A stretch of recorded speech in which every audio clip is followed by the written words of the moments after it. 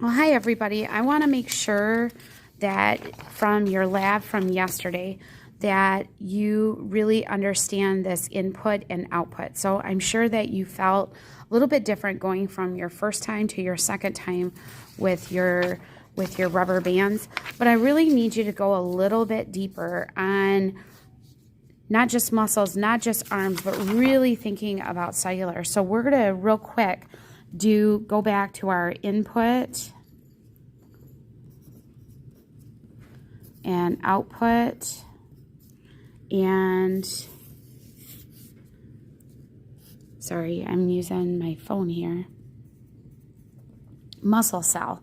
So if you stop for a second, what I want you to do in your groups is I want you to think about your input, your output, and then what kind of things are actually in a muscle cell, okay?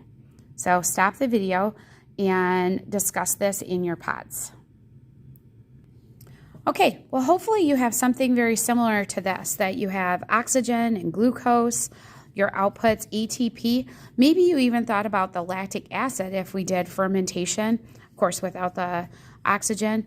We have heat, we have water, and we have CO2. And thinking about in your cells, you know, we still have a nucleus, we still have a cell membrane, we have lots of mitochondria, but what we have inside of a cell is we have tons of things called microfilaments.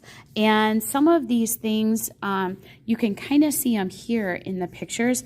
There are tons of fibers.